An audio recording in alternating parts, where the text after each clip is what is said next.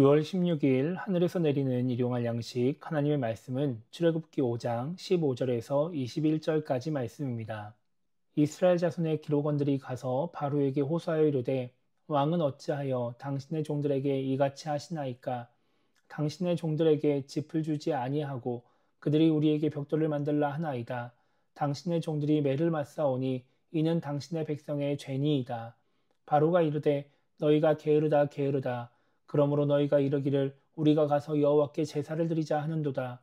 이제 가서 일하라. 짚은 너희에게 주지 않을지라도 벽돌은 너희가 수량대로 바칠지니라. 기록하는 일을 맡은 이스라엘 자손들이 너희가 매일 만드는 벽돌을 조금도 감하지 못하리라 함을 듣고 화가 몸에 미친 줄 알고 그들이 바로를 떠나 나올 때에 모세와 아론이 길에 서 있는 것을 보고 그들에게 이르되 너희가 우리를 바로의 눈과 그의 신하의 눈에 미운 것이 되게 하고 그들의 손에 칼을 주어 우리를 죽이게 하는도다. 여호와는 너희를 살피시고 판단하시기를 원하노라. 아멘. 오늘 우리가 읽은 말씀은 애굽왕 바로로 인해 어려움을 겪는 이스라엘 자손들의 모습을 기록하고 있습니다. 출애굽기 5장 1절 말씀을 보면 모세와 아론은 바로에게 가서 이스라엘 자손을 광야로 보내 절기를 지키게 하라는 하나님의 말씀을 전합니다. 그런데 바로는 여호와가 누군지 모르기 때문에 이스라엘 자손을 보내줄 수 없다고 말을 합니다. 그리고 바로는 이스라엘 자손들이 이렇게 신을 섬기겠다고 말하는 이유가 노역이 할 만하기 때문이라고 여겨서 더 가혹하게 일을 시킵니다. 7절을 보면 이스라엘 자손들은 벽돌을 만드는 일을 했는데 벽돌을 만들 재료, 짚을 주지 않고 스스로 재료를 구해서 벽돌을 만들도록 합니다. 그리고 예전과 동일한 수량의 벽돌을 만들게 함으로써 이스라엘 자손들을 더 힘들게 하는 것입니다. 오늘 말씀 15절을 보면 그렇게 일을 가혹하게 시키니까 이스라엘 자손의 기록원들이 바로를 찾아갑니다. 그리고 어떻게 재료도 주지 않고 벽돌을 만들라고 하냐고 고통을 덜어달라고 호소를 합니다. 그런데 바로는 재료를 주니까 이스라엘 자손들이 게을러져서 여호와께 제사를 드리자는 말을 하는 것이라고 하면서 재료를 주지 않겠다고 단호하게 말을 합니다. 그렇게 이스라엘 자손들의 기록원들은 이제 어떻게 할 수 없다는 것을 깨닫고 돌아오게 되죠. 그런데 그 돌아오는 길에서 모세와 아론을 만나게 됩니다. 그러자 이들은 모세와 아론을 향해 원망의 말을 합니다. 21절입니다. 너희가 우리를 바로의 눈과 그의 신하의 눈에 미운 것이 되게 하고 그의 손에 칼을 주어 우리를 죽이게 하는도다. 여호와는 너희를 살피시고 판단하시기를 원하노라. 이렇게 말을 하죠. 이스라엘 자손들은 출애굽기 4장에서 모세가 전하는 하나님의 말씀을 들었습니다. 그리고 모세가 행하는 이적도 보았습니다. 그 말씀과 이적을 통해 하나님이 이스라엘을 돌보신다는 것, 하나님이 이스라엘을 가나안 땅으로 인도하신다는 것을 믿었습니다. 그리고 고난을 살피시는 하나님께 머리 숙여 경배하였습니다. 그러나 바로에 의해 고난과 어려움이 닥치자 이들은 그 믿음을 저버리고 태도를 바꿔서 모세와 아론을 원망합니다. 삶의 문제가, 고난과 어려움이 하나님에 대한 이들의 시선을 가려버린 것입니다.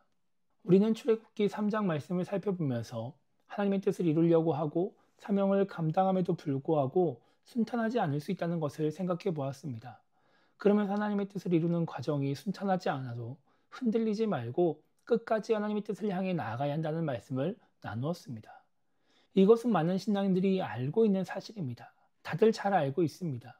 우리가 하나님의 뜻을 이루고 사명을 감당하려고 할 때 여러 방해들, 어려움들, 그로 인한 삶의 문제들이 발생할 수 있다는 것을 다 알고 있습니다.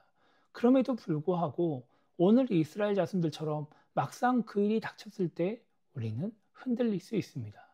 그렇기 때문에 그런 어려움이 현실이 되었을 때 흔들리지 않으려면 우리는 성령 충만한 사람이 되어야 하는 것입니다. 사도행전 2장을 보면 성령의 임재를 경험한 이후에 많은 사람들이 예수님을 믿게 됩니다. 사도행전 3장에서는 베드로와 요한이 성전 미문에서 걷지 못하는 사람을 고치는 기적을 행하기도 합니다. 그리고 성전에서 베드로가 사람들 앞에서 예수님에 대해서 말씀을 전하기도 하죠. 그렇게 좋은 일들이 계속해서 이루어지고 있는데 4장에 보면 사두개인들이 사도들을 가두고 신문을 합니다.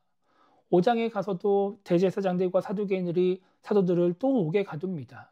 그리고 7장에 가면 스데반 집사가 순교를 하게 되죠. 그렇게 8장에 가면 본격적으로 교회가 박해를 받아서 사도들 외에는 예수님을 믿는 사람들이 유대와 사마리아 땅으로 도망가는 일이 발생하게 됩니다. 그런데 사도행전 8장 4절은 이렇게 말씀합니다. 그 흩어진 사람들이 두루 다니며 복음의 말씀을 전할세. 이렇게 말씀합니다.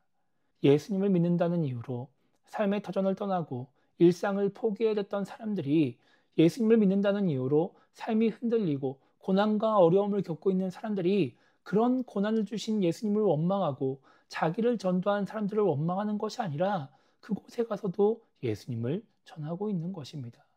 그래서 이 일로 인해서 이방 지역에, 그동안 유대인들이 가지 않던 지역에 복음이 퍼져나가기 시작합니다. 왜 이런 일이 생겼을까요? 그것은 이들이 성령 충만한 사람이었기 때문인 것입니다. 성령 충만하니까 신앙으로 인한 현실적인 고난과 문제들을 감내하며 이겨내는 것입니다. 이것이 바로 신앙인의 승리입니다. 우리는 신앙생활하면서 승리자는 말을 많이 사용합니다. 승리가 무엇입니까? 하나님의 뜻을 이루려고 하면서 사명을 감당하려고 하면서 형통하여 복을 받는 것이 우리의 승리가 아닙니다. 실제적인 고난과 어려움이 있어도 하나님을 원망하지 않고 불평하지 않고 끝까지 하나님의 뜻을 향해 사명을 감당하는 것이 우리의 승리인 것이죠. 그 승리는 성령 충만한 사람이 될 때 누릴 수 있는 것입니다. 그래서 오늘 하루를 시작하며 우리가 이렇게 기도했으면 좋겠습니다.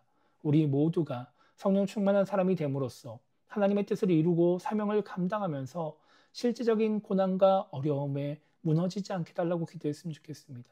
하나님을 원망하고 사명을 포기하는 것이 아니라 고난과 어려움을 이겨내며 승리하는 신앙인이 되게 달라고 기도하며 오늘 하루를 시작했으면 좋겠습니다. 그렇게 성령 충만함으로 말미암아 믿음으로 승리하며 하나님의 뜻을 이루어가는 우리 모두가 되기를 주님의 이름으로 축복합니다.